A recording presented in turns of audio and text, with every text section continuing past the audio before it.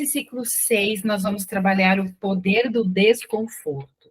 Ai, que chato, né? Desconforto é algo que não gostamos. Nascemos com a vontade e o desejo de estar na zona de conforto, né? De estarmos confortáveis. Mas não existe crescimento dentro da zona de conforto. Infelizmente, é isso, né? E reconhecemos como zona de conforto até situações que nos fazem mal. Só que assim, como pode ser zona de conforto se nos faz mal? Mas em verdade é porque o hábito faz com que o nosso cérebro, a nossa mente, pense 1 milhão de vezes antes de efetuar uma mudança. Por isso que existem pessoas que estão em vícios, em casamentos abusivos, estão em empregos que são muito ruins, que judiam demais deles, que não pagam o que deve, estão, enfim, N situações aí que não são boas. A pessoa, a cada em 7 dias da semana, 5, a pessoa está sofrendo, ou mais que isso, e ainda assim as pessoas não mudam. Será que as pessoas elas não mudam porque, ai, nossa, não muda porque é bobo, porque não tem força de vontade? Não, não é assim que funciona. Não mudamos porque é muito mais fácil permanecermos em algo que nós conhecemos, mesmo sendo ruim, do que fazer um movimento para o novo. Temos medo desse desconhecido, temos medo desse arrependimento, temos medo de ir adiante e não conseguir voltar. Isso é um ponto bem importante e forte, que é do humano, tá? Então, toda transformação, em qualquer aspecto que vocês possam pensar agora, só vai acontecer se você sair da sua zona de conforto, tá? Um dos pontos principais, você tem que fazer a pergunta: essa zona de conforto, ou seja, a situação na qual você está, quais são os pontos negativos dela? Quais são os pontos positivos dela? Se você listar uma quantidade maior de pontos negativos do que positivos, é óbvio que você está fidelizado a um ponto de dor. E muitas vezes isso daí pode ser gerado por traumas de infância, pode ser gerado por medos, fobias, pode ser gerado por preguiça, literalmente preguiça, porque assim, mudança dá trabalho. Se você vai mudar a sua cama de lugar, você vai ter que fazer um esforço. Então é mais fácil deixar do jeito que está e fazer, usar, né, a tal da procrastinação. Ah, deixa para amanhã. Amanhã eu faço, amanhã eu vejo, esperando uma situação milagrosa cair do céu, tá? Então, assim, é importante que façamos essas perguntas para que isso gere um movimento, tá? Um outro exercício que eu quero que vocês façam nesse dia 6 responder algumas perguntas, tá? Na verdade, listar alguns itens. Vocês vão listar de 1 a 10, tá? Sonhos que vocês tinham de 5 a 10 anos de idade. Nossa, mas desde 5 a 10 anos eu não tinha sonho. Tinha. Só que proporcional à sua idade. Eu quero que vocês pensem, recordem, voltem aí no passado e listem 10 sonhos. Nessa idade, de 5 a 10 anos, os sonhos, eles são, de modo geral, ou não, tá? É de pessoa para pessoa, criança para criança, mas os sonhos, de modo geral, são sonhos até muito simples. Tipo assim, o meu sonho é ganhar um videogame, o meu sonho é ir para o parquinho no domingo de manhã.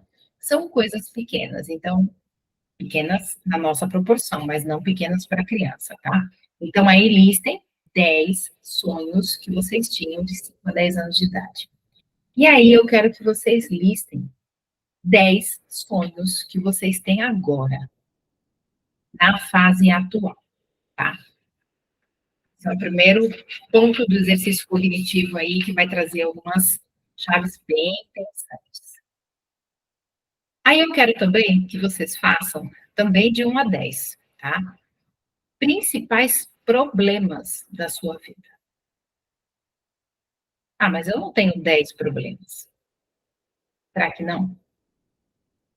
Existe sempre uma ordem nos problemas. Muitas vezes, o problema maior seu é X coisa, mas talvez se alguém chegar atrasado no encontro com você, você reaja tão mal que isso é um grande problema para você. Então, isso é algo que entra nessa lista dos 10 principais problemas, tá? Então, eu quero que vocês pensem, recordem o que é problema para vocês. E marquem aí os 10, tá? De preferência, vai vendo o que vem à mente e vocês vão marcando. Mas depois que vocês marcaram, façam a ordem de gravidade desse problema. Ou seja, se de repente você marcou que o maior problema para você é ter que lavar louça à noite depois do trabalho, talvez isso não tenha tanta importância quanto ao maior problema ser eu não sei o que eu vou fazer no ano que vem porque eu perdi o emprego. Então, tem ordem nesses problemas. Eu quero que depois que vocês listem, vocês façam essa ordem, tá? Do 1 ao 10, ou seja, o mais importante para o menos importante. Também em 10 itens. Eu quero que vocês façam motivadores positivos na vida de vocês. E aí, quando a gente pensa em motivador positivo, eu quero trazer agora, nesse momento aí, uma pequena reflexão. O que é motivador positivo? Motivador positivo pode ser você falar assim, não, eu só acordo todos os dias de manhã, porque eu sinto que a minha missão de alma está lá no meu trabalho e tem todas aquelas pessoas me esperando, então eu vou. Mesmo não querendo, mesmo estando cansado, mesmo com dor de barriga, dor de cabeça, dor de estômago, eu vou de qualquer jeito. Isso é um motivador positivo. Também um motivador positivo é, de repente, você ter pessoas que te incentivam na sua jornada. Então, você fala assim, eu só consigo estar caminhando porque eu tenho aquela minha tia, minha avó, minha prima, minha irmã, que é assim, é super ponta firme, está sempre comigo. Quando eu não estou legal, eu olho para ela, me inspiro, aí vou adiante. Ou ela me enche tantas paciências que eu saio do meu processo de dor e sigo adiante. Isso também é um motivador positivo. E existem motivadores positivos que muitas vezes estão pautados em medo. Isso eu quero que vocês também coloquem, tá? O que é um motivador positivo pautado em medo? Não, eu só faço o que eu tenho que fazer, por exemplo, eu só estudo porque eu tenho medo que se eu não estudar, eu vou perder meu emprego. É positivo porque está fazendo você estudar, você ir adiante, você se aperfeiçoar na sua carreira. Mas o que motiva é o medo de perder emprego, não é algo 100% positivo. Então, eu quero que vocês marquem. Se dentro desses 10 motivadores positivos existirem os positivos mesmo, e aqueles que são gatilhos negativos, mas que te impulsionam aí à frente, eu quero que vocês deixem o gatilho por último. E vai selecionando o que é positivo mesmo e o que é medo disfarçado de positivo, tá? É importante isso? Por que essa importância? É importante isso, mesmo que vocês não queiram ou não possam, né? Quem de repente está assistindo esse vídeo aí, que vai ficar aí no YouTube disponível, não queiram ou não possam compartilhar comigo qual o grau de importância desses exercícios cognitivos. Quando vocês colocam isso aí, alinham aí no papel, parece que aquilo que estava dentro da tua mente era tão óbvio que estava aqui, mas quando você põe e lê, parece que toma outra forma. Então, isso traz clareza para a sua forma de ver a vida e manifesta para você muitas coisas escondidas. Então, é bem importante esse tipo de trabalho, tá? Eu recomendo até que vocês façam esse exercício que eu estou sugerindo e que, num outro momento, vocês possam ler. Óbvio, fiz, vou, leio naquele momento, tá tudo bem. Mas, assim, passa uns 3, 4 dias, ou quando vocês tiverem tempo, mas dá um intervalinho de tempo. Releiam, tá? Então, não só jogue, listem, escrevam, como eu estou perguntando, principais problemas, motivadores positivos, vocês façam isso. Por quê? Porque depois de um certo tempo, vocês vão acabar meio que esquecendo, né, o que foi que vocês escreveram. E é importante que vocês releiam esse processo, tá? Para trazer clareza. Outra parte dentro desse exercício do ciclo 6. Eu quero que vocês escrevam: a minha missão é. E aí tem 10 itens aí. Ué, mas a minha missão de alma é uma só. Sim, mas aqui, na verdade, a minha pergunta não se restringe só a tal missão de alma. Existem algumas pessoas que elas conseguem, já logo no início da jornada, ou num determinado ponto da caminhada da vida delas, ter a noção do que é missão de alma. Mas nem todos são assim. Tem pessoas que vão ter, sei lá, 100 anos e ainda assim viram e falam: eu não descobri minha missão de alma, nem sei o que é isso, tá? Mas missão a gente é capaz de perceber. Então, muitas vezes, quando você vai colocar quais são as suas missões na sua vida, ali no meio você nem notou, mas aquilo vai te chamar a atenção. E aquilo vai ser um sinalizador para a sua missão de alma, tá?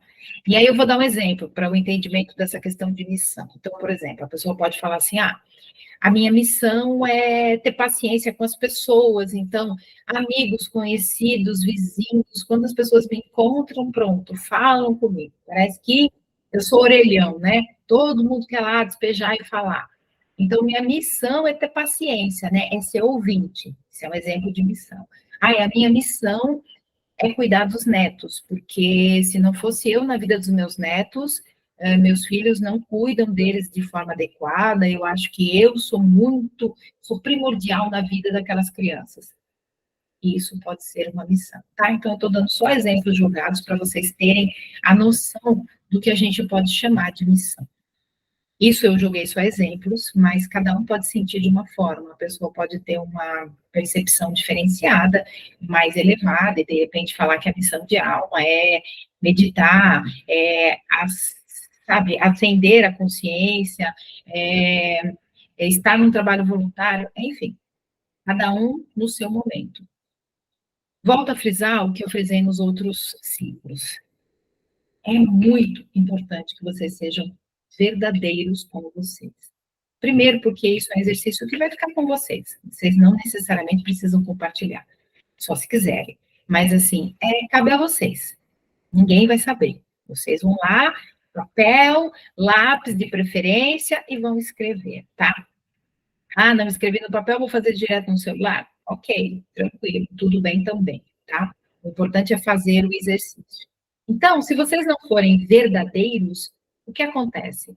Você mesmo não vai conseguir, ao ler, trazer os pontos que você necessita para essa transformação, tá? Então, não tenham medo daquilo que vai vir, porque é o mundo de vocês, cabe a vocês, tá? E até um impulso no sentido do propósito desse ciclo, que é o quê? Sair da zona de conforto, ou seja, acessar o desconforto. E você tem uma pergunta, por favor? Sim, Dé. Então, por exemplo, na verdade, não só nessa, né, que a minha missão em todas elas, não é para escrever aquela coisa, nossa, eu sei que. Porque muitas vezes a gente sabe que alguma coisa que a gente acha, por exemplo, da missão, não é exatamente desse jeito, mas a gente pensa assim, né? Digamos assim, não é para ficar escrevendo aquilo que é politicamente correto, é aquilo que vem mesmo. Então, por Não, exemplo, eu eu também. acho que se hum, eh, meu filho viver sem mim, ele é capaz de morrer. Então, minha missão é estar com ele. É o Exatamente. meu sentimento mesmo. Exatamente, é o seu sentimento de missão. Se, por exemplo, você fala, eu estudo numa república, se eu não lavar os banheiros daquela república, a minha missão é lavar aqueles banheiros, porque senão aquilo tudo se acaba. Todos ali dependem de mim nesse aspecto. E aí a gente não vai colocar isso como uma missão de alma. De repente pode ser, mas enfim, é ser verdadeiro naquilo que você sente nesse momento, que é uma missão. Mesmo que daqui a 20 dias você descubra que aquilo não tinha sentido nenhum. Esse é o grande ponto. Por quê? Porque se nós estamos no processo de transformação, algumas pessoas já caminharam um pouquinho mais a nível da jornada, do autoconhecimento, e outras estão aí iniciando nesse momento. E assim, sei lá o que é autoconhecimento, sei lá o que é missão. Então, é importante o quê? Ser verdadeiro para que você consiga acessar realmente isso e sentir ao longo dos dias essa transformação. E eu digo para vocês que assim, esses ciclos, se feitos com verdade, com propósito, com empenho, eles realmente viram uma chave e transformam.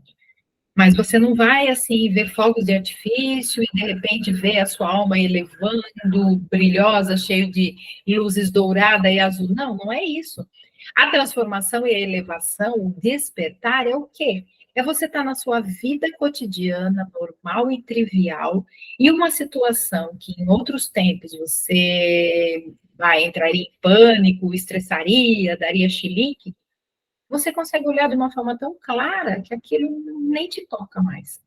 Você mantém o controle sobre os seus corpos. Isso que é o propósito da transformação. Até aspectos, tipo pessoas que possuem alguns vícios e de repente vai, sei lá, tem vício do álcool. Ela passa pelo ciclo que ela começa a colocar certas coisas que ela lê ali, ela fala, nossa, nem sabia que eu sentia isso.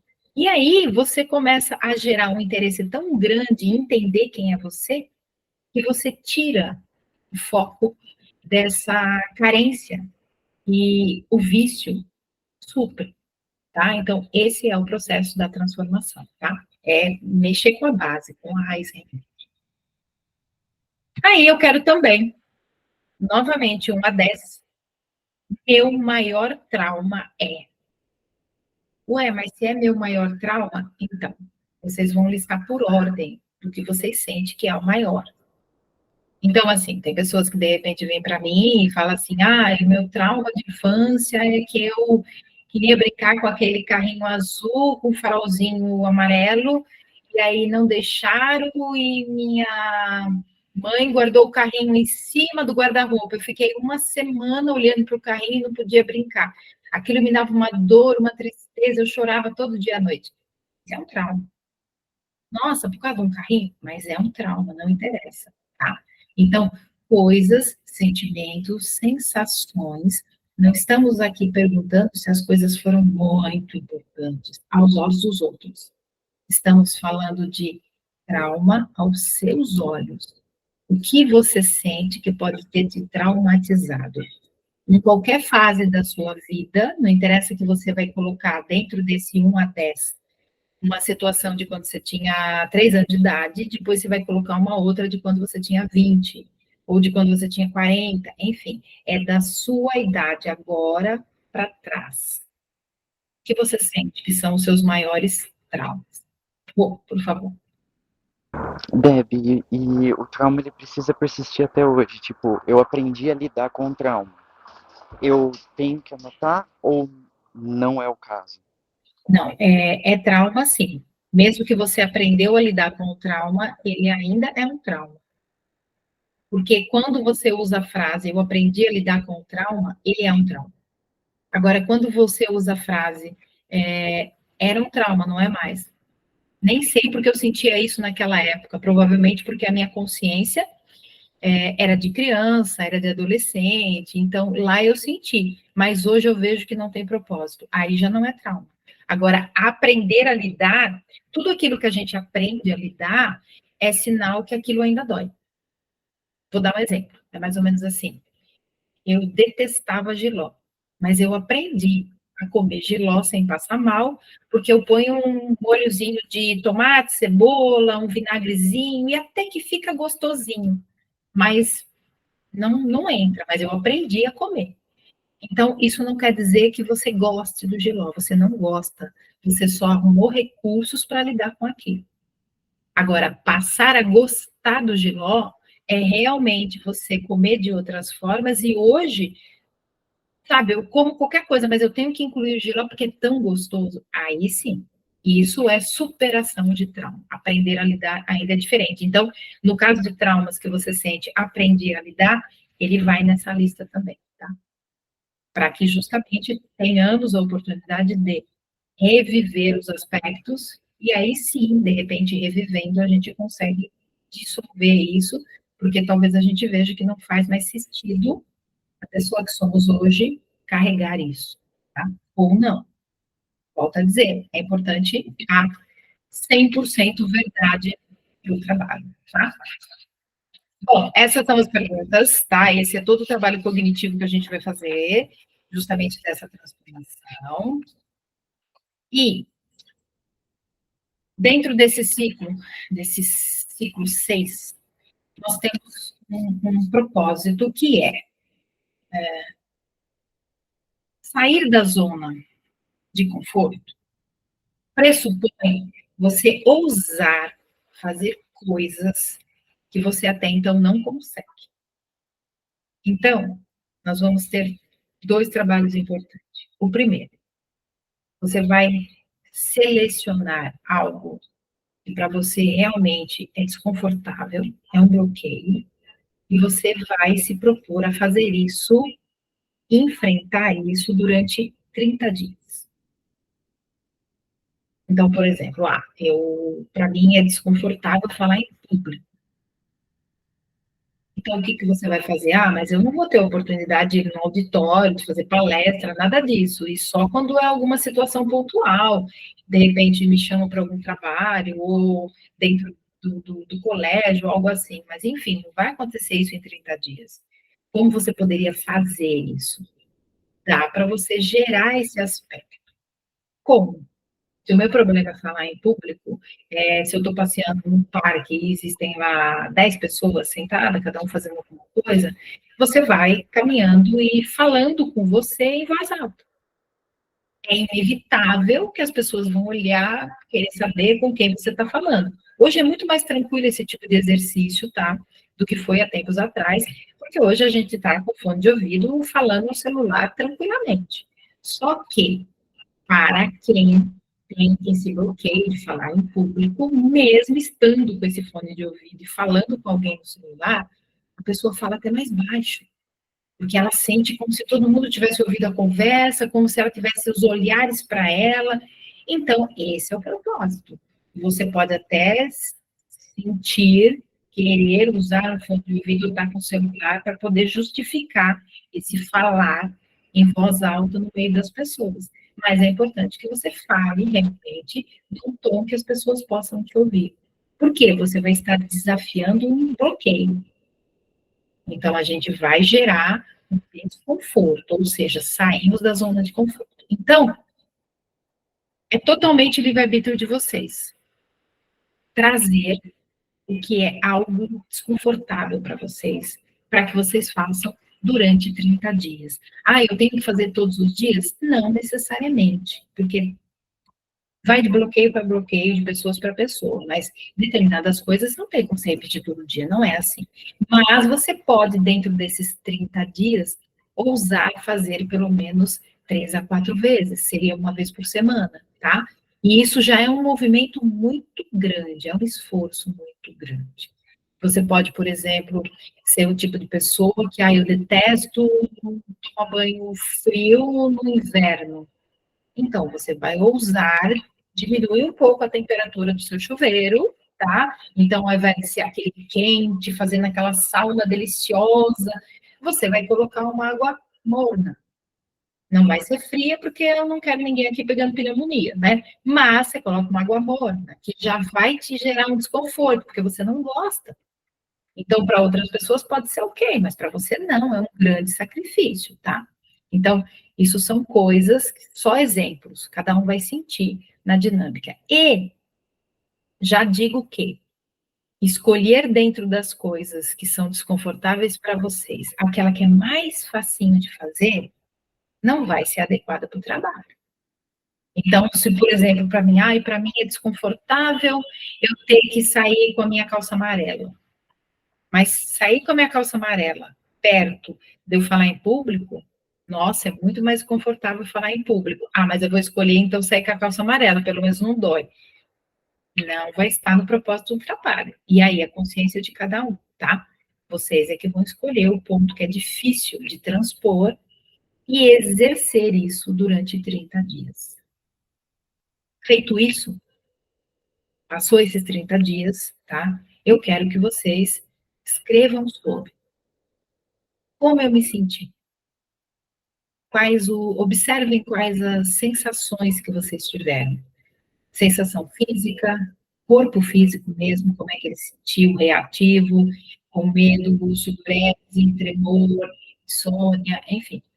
Reações do corpo físico, reações do corpo mental, aí fiquei mais quieto, introspectivo, irritado, reações do corpo emocional. Qual é, desculpem, a mudança que aconteceu em vocês, tá?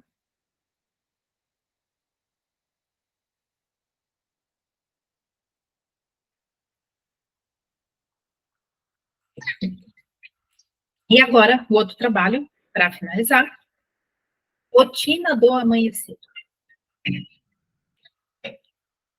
A maioria das pessoas, elas acordam, abrem os olhos e já vem aquela lista de problemas para fazer, compromissos para cumprir.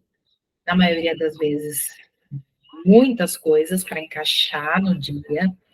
Na maioria das vezes, existem dias, ou muitos, dependendo da situação que cada um aí está passando, onde você tem pepinos realmente para descascar, situações ruins, tem que falar com telefônica, tem que agendar consulta, tem que passar em exame, tem que lidar com uma situação de doença muito séria de alguém, enfim, tem que passar numa prova para N situações, tá? Então, acorda, vem todo o peso e os problemas na mente, aí a pessoa levanta e vai para a vida, tá? Exatamente isso que vocês vão mudar. A rotina do amanhecer. O que é a rotina do amanhecer? Acordei,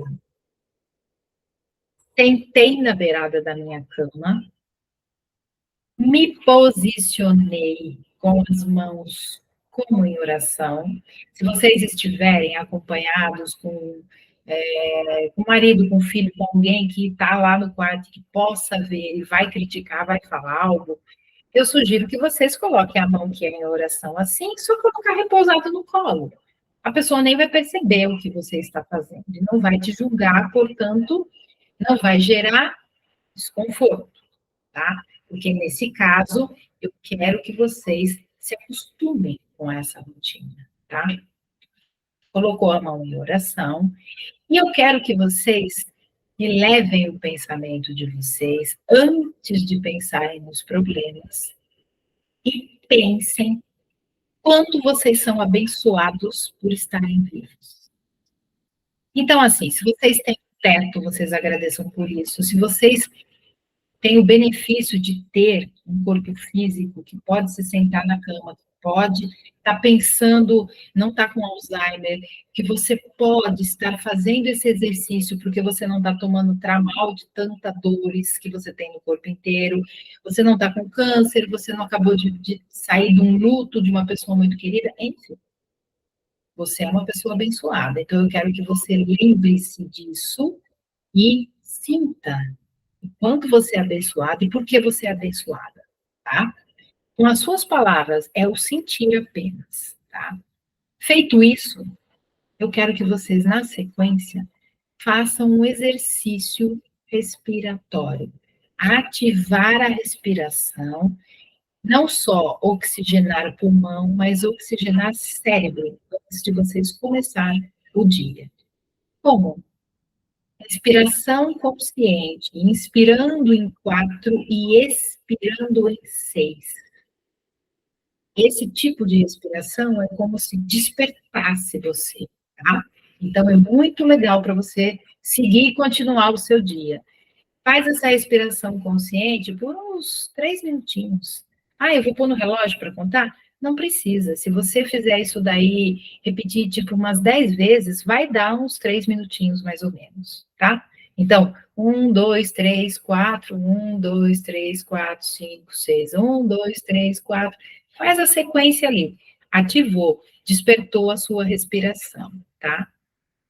Feito isso, vocês vão se levantar, E quando vocês se levantarem da cama de vocês, eu quero que vocês coloquem um ser espiritual ao lado de vocês para acompanhar o dia.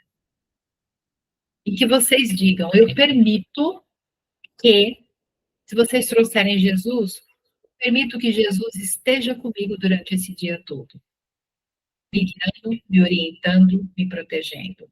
Cada um tem seu direcionamento espiritual. Então, assim, se você tem uma doutrina espírita e você tem um orixá, que é o seu ser espiritual, se você é do xamanismo, se você tem um caboclo, enfim, não interessa para mim. Se você é do shintoísmo, se você quer colocar Buda, não interessa para mim qual é o ser espiritual. Ou só quero colocar Deus, sem problema.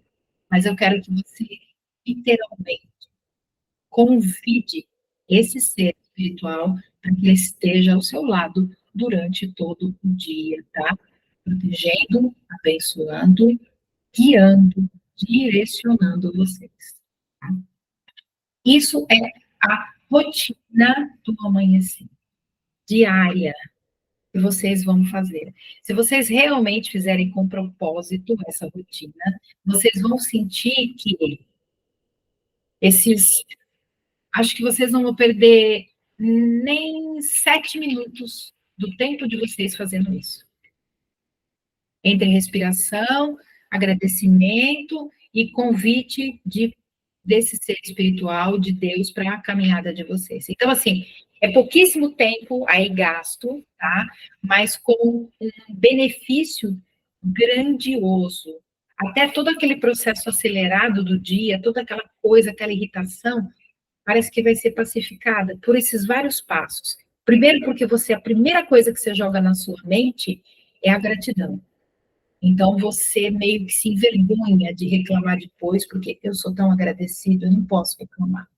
Segunda coisa, quando você faz o exercício respiratório, isso daí oxigena seu cérebro. Isso daí traz esse chakra cardíaco aberto, traz uma energia diferenciada. E quando você permite, literalmente, convida, não é permitir, convidar esse Deus, esse ser espiritual que você quer colocar na sua vida ao seu lado, você automaticamente vai estar numa conexão, em uma vibração mais alta. Então, o seu desânimo, a sua tristeza, a sua raiva, é como se você se envergonhasse de estar passando por isso e está aqui uma presença tão grandiosa e ainda assim eu estou dessa forma. Isso vai auxiliar muito. Isso transforma muito a vida de você. E você tem uma pergunta? Tenho sim, né? Por exemplo, eu tenho um ritual já que quando eu acordo, né? E que, assim, aqui ele ficou mais claro, mas já é parecido. É, é interessante eu fazer assim, mais o meu ritual, ou para o que eu faço isso, porque até eu acredito que não tem problema de eu compartilhar, tem, né? Não, Não, tá. não. Então, por exemplo, geralmente eu acordo, a primeira coisa que eu faço é ir no banheiro, assim, né, pra urinar. Preciso, né? Já a primeira coisa que eu faço. Aí eu volto na cama, faço a respiração, só que eu faço a 4, 4, 4, 4. E aí eu faço um exercício de Reiki que a gente aprendeu no curso, e depois eu faço minha oração, que na verdade minha oração é agradecimento, e pedidos e tal. Então, assim, é parecido, mas é interessante eu fazer, e depois eu ainda faço aquele negócio de o túnel de Uhum, luz lá. é o túnel de luz. Tá. É interessante eu fazer dessa forma. O que que você indica, O né? que que eu falaria para você? Para que você possa experimentar a diferença da energia com esse formato que eu estou trazendo para você. A única coisa que eu faria, estando aí no seu lugar, é fazer esse formato, mas associar o que você já faz do Reiki. Entendi, Porque, entendi. assim, só vai potencializar, tá? Como você já sabe quais são as técnicas aí do Reiki, você vai potencializar o trabalho. Mas faça Perfeito. nessa ordem, tá? A ordem de primeiro agradecer, respiração, e altere a respiração. Ao invés de ser a respiração da caixa, que é essa que traz o equilíbrio, faça essa para essa ativação, sabe? Essa conexão do cérebro. Experimente essa, tá? Faça nesse formato, somente associe o que você faz do Reiki. Então, assim, não vai mudar grande coisa o que é o time que você faz, o tempo que você tem de manhã. Associar as duas coisas, eu acho que é desnecessário. Experimente pelo menos por 30 dias esse formato. E até muito legal para você fazer a observação de o que você sentiu de mudança, facilitando o seu corpo mental, facilitando o emocional ou não, tá? É legal você fazer essa experiência e fazer suas anotações para sentir como que fica o fluxo. Enfim, nosso ciclo 6 é esse poder do desconforto. Todas essas perguntas, elas têm que realmente ser feitas, de preferência na ordem que eu passei aqui para vocês. Se de repente vocês não anotaram na ordem, depois com esse vídeo estando gravado, assistam para poder fazer na sequência que eu fui colocando, porque tem um propósito também nisso, tá? Toda essa ordem e essa sequência. E é muito importante, a coisa mais importante aqui, além dessa questão desse novo, né, amanhecer, essa rotina diferenciada do amanhecer, especial para as pessoas que não têm rotina, né? Então, é muito importante tê-la, vai dar uma mudança incrível, vai ser uma chave na vida de vocês, mas para todos, é o exercício do desconforto, ou seja, de estar 30 dias, fazer algo que realmente não faz parte de você. Ah, então, é aquela coisa, eu não sou de, se alguém me questiona, eu fico quieto, eu não quero conversar. Então, assim, passe por 30 dias conversar sobre. Isso é uma mudança grandiosa, tá? Eu não sou de, sei lá, eu não gosto de cortar meus prazeres, eu gosto de café, gosto de chocolate, então, eu fico mal se eu cortar. Ouse por 30 dias fazer isso, cortar. Vai ser bem motivador e diferente, vocês vão sentir. Eu não posso adentrar muito de qual é o efeito que vai dar em vocês, para que cada um tenha a experiência. Porque se eu falar, existe meio que uma autossugestão daquilo. Então, façam as suas experiências, mas eu posso garantir a vocês que vai ser bem, bem transformador. E Então, um comentário, Dé. Essa parte do exercício, além de tudo, traz um desconforto de autorresponsabilidade que aí a gente para. Nossa, a gente para e se pergunta, né? Nossa, eu reclamo tanto disso, mas agora que eu posso fazer para mudar? Eu acho que eu não quero tanto mudar. E aí a gente vai e não faz, né? exatamente. Nossa. Esse é o ponto. Você pegou o ponto X da questão. Exatamente isso. É a autorresponsabilidade na vida. E essa autorresponsabilidade, em especial, é o ponto mais difícil para todos nós, com as nossas emoções. Porque nós passamos muitas vezes uma vida toda achando que somos perfeitos, cuidando grandiosamente do emocional do outro, mas esquecendo do nosso. Então, assim, não dá para você amar se você não se amar. Você não está dando amor para o outro. É só ego, vaidade e caridade, mas não é amor. Você tem que primeiro se amar para realmente você saber experimentar o que é isso e aí sim oferecer verdadeiramente para o outro, com zero cobrança. E da mesma forma, você se respeitar, se validar, estar com você no campo emocional, estar com você nesse seu posicionamento mental, nessa sua clareza, isso daí sim te proporciona ter maturidade emocional para lidar com o outro. Agora, quando o outro, ele sempre vem em primeiro lugar, não é verdadeiro. Não é verdadeiro. É fuga. É realmente fuga. Então, é muito interessante, sabe, dentro dos exercícios, pensar sobre tudo isso. Óbvio, que vocês quiserem, né? Transformação está aí, é só mais um vídeo, mais um ciclo, e cada um segue de acordo com o que a consciência sinaliza, e de acordo com o que acha que procede ou não. Eu vou encerrar nosso vídeo, nosso ciclo, e aguardo vocês no próximo ciclo. Gratidão a todos.